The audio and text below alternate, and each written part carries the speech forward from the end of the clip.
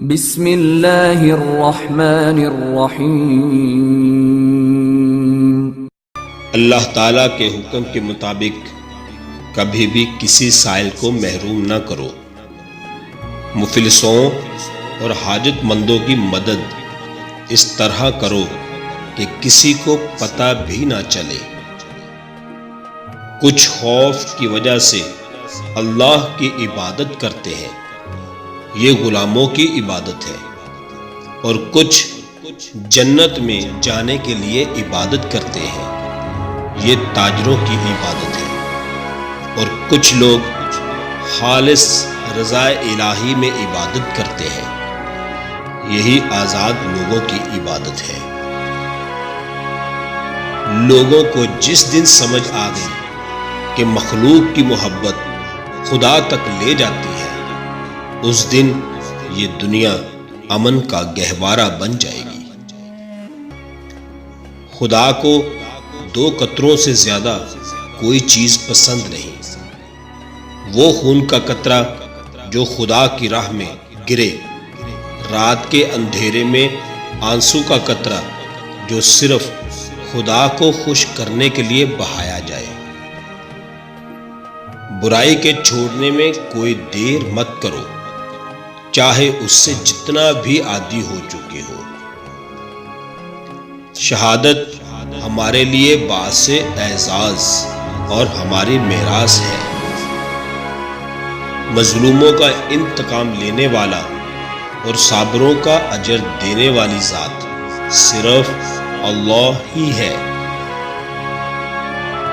جو انسان جتنی زیادہ گفتگو کرتا ہے اتنا ہی کم عقل ہوتا ہے۔ روز قیامت حسب نسب کام نہیں آئے گا صاحب، صرف عمل کام آئیں گے، چونکہ اللہ نیکی کرنے والے اور احسان کرنے والے کو پسند کرتا ہے۔ اس لیے اللہ کی خوشنودی کی خاطر لوگوں کا خیال رکھو۔ علم عقل کا رہنما ہے، اور عقل علم کی ترجمان ہے، اور جان لو کہ علم بہترین محافظ ہے۔ زندگی گزارنے والے لمحات تمہاری زندگی کو کم کر رہے ہیں۔ کوئی نعمت اس وقت تک نہیں ملتی جب تک دوسری چلی نہ جائے۔